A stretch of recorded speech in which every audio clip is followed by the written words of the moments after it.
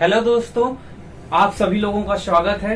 आज हम लेकर आए हैं force and law of motion का एक बहुत ही इंटरेस्टिंग टॉपिक, इनर्शिया। इनर्शिया होता क्या है, जिसे हम लोग हिंदी में जड़त्व कहते हैं।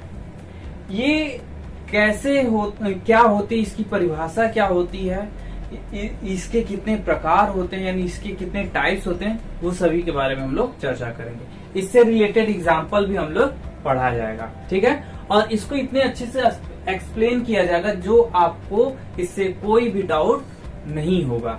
और इससे रिलेटेड जो भी क्वेश्चन बनते हैं वो सभी हम लोग ऑब्जेक्टिव क्वेश्चन में कराए जाएंगे। अब चलते हैं, इनर्शिया क्या होता है। इनर्शिया मीन्स जड़त्व, यानी यहाँ पे इनर्शिया के बारे में हमने क्या बताया है, a property by virtue of which can not be change bye it's state of rest और यूनिफॉर्म लाइनर मोशन। यानी यहाँ पे क्या कहा गया है, कहा कि ये एक ऐसी, यानी इनर्शिया एक ऐसी प्रॉपर्टी होती है जिसमें वो खुद से अपने किसी भी ऑब्जेक्ट के पोजीशन को चेंज नहीं करती जब तक उस पर कोई भी एक्सटर्नल फोर्स अप्लाइड नहीं किया जाता है। अगर वो ऑब्जेक्ट रेस्ट पोजीशन में है तो रेस्ट पोजीशन में ही बनी रहेगी, अगर वो मोशन में है तो मोशन में ही बनी रहेगी। यानी यही आपका क्या कहता है, इनर्शिया कहलाता है, ठीक है। अब बात करते हैं टाइप्स ऑफ इनर्शिया। यानी टाइप्स ऑफ इनर्शिया का मतलब इनर्शिया यानी जड़त्व के प्रकार, यानी जड़त्व कितने प्रकार का होता है। हमने जड़त्व के प्रकार यानी इनर्शिया के टाइप्स लिखा है। पहला टाइप्स हमने लिखा इनर्शिया ऑफ रेस्ट, दूसरा है inertia of motion, inertia of direction. यानी इन सभी के डेफिनेशन क्या होंगे, इनसे रिलेटेड एग्जाम्पल भी हम लोग देखा जाएगा, यानी इसको हम लोग अच्छे से समझाया जाएगा एग्जाम्पल के साथ, ठीक है। डेली लाइफ में inertia of rest, inertia of motion और इनर्शिया ऑफ डायरेक्शन का कहाँ कहाँ यूज होता है वो भी हम लोग चर्चा करेंगे, ठीक है। उम्मीद है आप लोग को इनर्शिया समझ में आ गया होगा। इनर्शिया क्या होता है, इनर्शिया के टाइप्स क्या हैं। अब बात करते हैं इनर्शिया के टाइप्स क्या होते हैं, यानी इनर्शिया ऑफ रेस्ट के बारे में। अब दोस्तों बात करते हैं inertia of rest. Inertia of rest होता क्या है, जिसे हम लोग हिंदी में विराम का जड़त्व कहते हैं। विराम का मतलब क्या, कोई भी वस्तु क्या होती है, स्थिर रहती है। स्थिर का मतलब एक जगह से कहीं हिलती डुलती नहीं, उसे हम लोग विराम कहते हैं, यानी विराम अवस्था में रहती है। तो उसके हमने डेफिनेशन में क्या बताया है कि the property of an object to oppose any change its state of rest by itself is called inertia of rest. यानी कहने का मतलब ये कहा गया कि ऑब्जेक्ट की वो प्रॉपर्टी, किसी भी ऑब्जेक्ट की वो प्रॉपर्टी जो खुद के स्टेट यानी खुद के पोजीशन को चेंज करने के लिए अपोज करता हो, यानी वो चेंज न करे। यानी अगर वो रेस्ट पोजीशन में है तो वो रेस्ट ही पोजीशन में रहेगा, उस पर कोई भी एक्सटर्नल फोर्स अप्लाइड होगा तभी जाके उसमें चेंजेस आएंगे। लेकिन इनर्शिया ऑफ रेस्ट में क्या होता है कि अगर कोई ऑब्जेक्ट रेस्ट पोजीशन में है तो वो रेस्ट पोजीशन में ही रहेगा, ठीक है। तो आप लोग को ये क्लियर हो गया होगा कि इनर्शिया ऑफ रेस्ट क्या होता है। इनर्शिया ऑफ रेस्ट यानी the property of an object which oppose change in its state of rest, यानी वो अपने रेस्ट पोजीशन को चेंज करने के लिए अपोज का मतलब रोकता है, ठीक है। तो उसी को हम लोग क्या कहते हैं, इनर्शिया ऑफ रेस्ट कहते हैं। हमने एग्जाम्पल में क्या लिया है कि डेली लाइफ में आप लोग ट्रेवल करते रहते हो, तो जैसे यहाँ पे हमने लिखा कि व्हेन अ बस और a car suddenly start moving forward the passenger fall backward. यानी आप डेली बाई डेली क्या होते हो कि ट्रैवलिंग करते रहते हो, तो कभी कभी क्या होती है, बस या कार में जब करते हो तो एकाएक जब बस स्टार्ट होती है या कार स्टार्ट होती है तो आप क्या करते हो, जब ये फॉरवर्ड डायरेक्शन में जो जाती है तो आप लोग पीछे की तरफ बैकवर्ड आ जाते हो, क्योंकि इसमें क्या होता है कि आप क्या होता है, रेस्ट पोजीशन में रहते हो।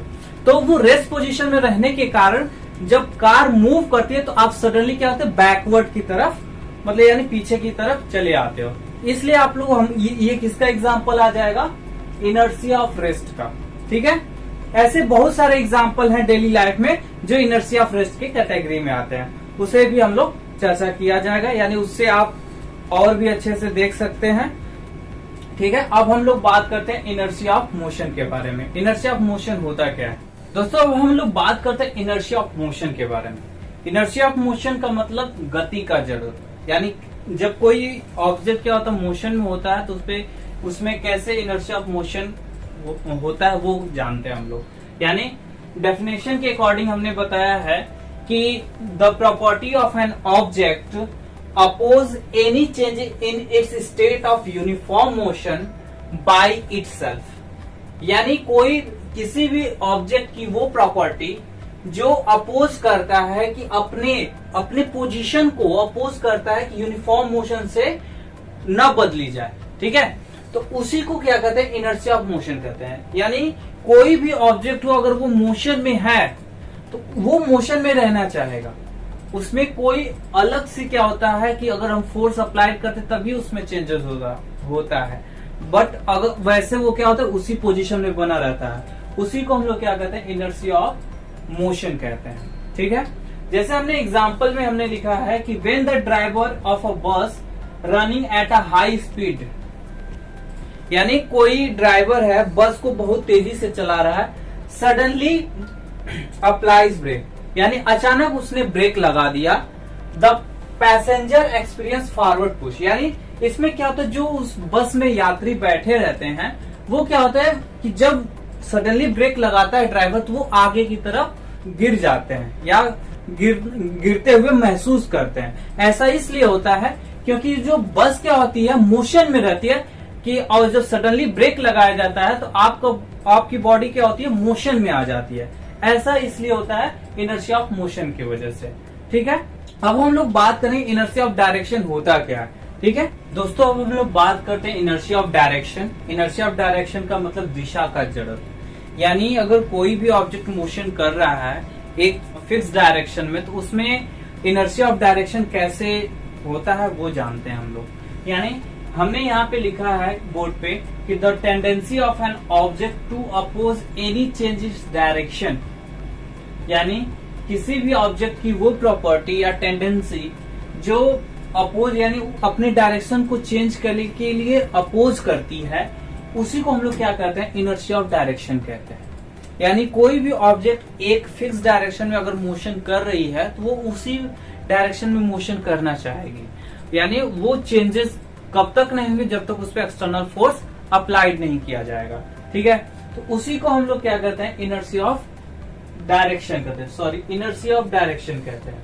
अब हमने एग्जांपल में लिखा है कि let a stone tie to a string, यानी हम लोग एक स्टोन यानी एक पत्थर को धागे से, यानी स्ट्रिंग में धागा होता है उससे हमने बांध दिया और उसे हॉरिजॉन्टली सर्कुलर मोशन कर रहा है, ऐसे घुमा रहे हैं, खूब तेजी से घुमा रहा है। अगर मान लीजिए कुछ समय बाद क्या होता है वो स्ट्रिंग टूट जाता है तो वो क्या होगा कि वो टेंजेंटली मूव करने लगेगा। कैसे, ये देखिए, अगर कोई भी ऑब्जेक्ट है ऐसे हॉरिजॉन्टली मूव कर रहा है, ठीक है, ऐसे हॉरिजॉन्टली मूव कर रहा है, यहाँ पे आप खड़े होके इसे घुमा रहे हो, ऐसे घुमा रहे हो, तो अगर मान लीजिए ये स्ट्रिंग टूट जाती है तो वो क्या होगा कि जो ऐसे सर्कुलर मोशन कर रहा था तो वो यहाँ से क्या हो जाएगा, सीधे टेंजेंटली मूव कर जाएगा। अगर यहाँ से टूटा तो यहाँ से ऐसे सीधे टेंजेंटली मूव कर जाएगा। टेंजेंटली का मतलब क्या होता है, स्पर्श करते किसी एक पॉइंट से होके वो बाहर निकल जाए, फिर वो सर्कुलर मोशन नहीं करेगा।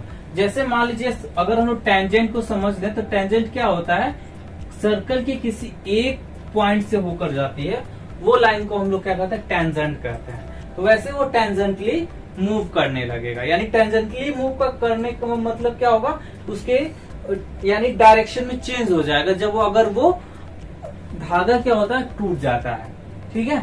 तो आपको ये इनर्शिया ऑफ डायरेक्शन समझ में आ गया होगा। अब हम लोग चलते हैं कि laws of conservation of mass का कुछ एप्लीकेशन रह गया था, उसके बारे में जानते हैं, जो कि बहुत ही इंटरेस्टिंग है और उससे रिलेटेड क्वेश्चन भी आपके एंट्रेंस और कॉम्पिटिटिव एग्जाम जो आप देना चाहोगे उसमें आते हैं, तो उसके बारे में हम लोग अब चर्चा करेंगे। दोस्तों अब हम लोग बात करते हैं application of law of conservation of momentum, यानी law of conservation of momentum यानी संवेग संरक्षण के नियम के कुछ अनुप्रयोग हैं जो हमारे दैनिक जीवन में उपयोग होते हैं। कहाँ कहाँ उपयोग होते हैं वो भी हम लोग जानते हैं। यानी हमने सबसे पहले लिखा है कि अ gunman while firing the bullet should hold the gun tight to his shoulder, यानी कहा गया कि कोई भी बंदूकधारी है गोली छोड़ने से पहले बंदूक को अपने कंधे से बहुत टाइटली पकड़ा रहता है। ऐसा क्यों होता है? क्योंकि जब वो बुलेट को यानी गन से बुलेट को जब छोड़ता है तो बुलेट बहुत ही तेज वेलोसिटी से निकलती है, यानी उसका मोमेंटम भी बहुत ज्यादा होता है। तो according to law of conservation of momentum, यानी जितना तेज क्या होता है बुलेट निकलती है, वेलोसिटी उसकी ज्यादा होती है, तो उसका मोमेंटम भी ज्यादा होता है। और जिसकी वजह से जितना मोमेंटम उसका ज्यादा होता है तो गन पे कोई एक्सटर्नल फोर्स अप्लाइड नहीं होता है, जिसकी वजह से जितना मोमेंटम बुलेट्स की ज्यादा होती है वो उतना ही मूवमेंट बैकवर्ड डायरेक्शन में लगता है, फोर्स बैकवर्ड डायरेक्शन में लगता है। इसकी वजह से अगर कोई भी गनमैन अगर गन को टाइटली पकड़ा नहीं रहेगा तो उसे चोट भी लग सकती है। इसलिए कोई भी जब फायरिंग करता है, कोई भी गनमैन फायरिंग करता है, उसे बहुत ही टाइटली गन को पकड़ना रहता है। तो वो किसके अंडर में आ जाएगा? Law of conservation of momentum के। अब बात करते हैं दूसरे पॉइंट के बारे में, मोशन ऑफ जेट एरोप्लेन। यानी जो जेट एरोप्लेन होता है उसमें कैसे हम लोग law of conservation of momentum का उपयोग होता है। तो जैसे जेट एरोप्लेन होता है तो जब वो स्टार्ट होता है तो जब वो हॉट एयर गैसेस जो बाहर निकलती है उसके छोटे से नोजल से बाहर निकलती है, बहुत तेजी से निकलती हैं। जब वो बहुत तेजी से निकलती हैं तो उसका जो वेलोसिटी होती है बहुत ज्यादा होता है, जिसकी वजह से उसका मोमेंटम भी ज्यादा होता है। तो उस जेट एरोप्लेन पे कोई भी एक्सटर्नल फोर्स अप्लाइड नहीं किया जाता है, जिसकी वजह से हाई मोमेंटम की वजह से वो क्या होता है, जेट एरोप्लेन को फॉरवर्ड डायरेक्शन में पुश करता है, जिसकी वजह से वो फॉरवर्ड डायरेक्शन में पुश होता है। इसलिए हम लोग कह सकते हैं कि motion of jet aeroplane works on the principle of law of conservation of momentum. यानी जेट एरोप्लेन क्या होता है कि law of conservation of momentum के प्रिंसिपल पे वर्क करता है। ठीक है, अब हम लोग बात करते हैं प्रोपल्सन ऑफ रॉकेट। यानी जो रॉकेट लॉन्च किया जाता है उसमें भी हम लोग क्या करते हैं कि law of conservation of momentum के ही प्रिंसिपल पे वर्क किया जाता है।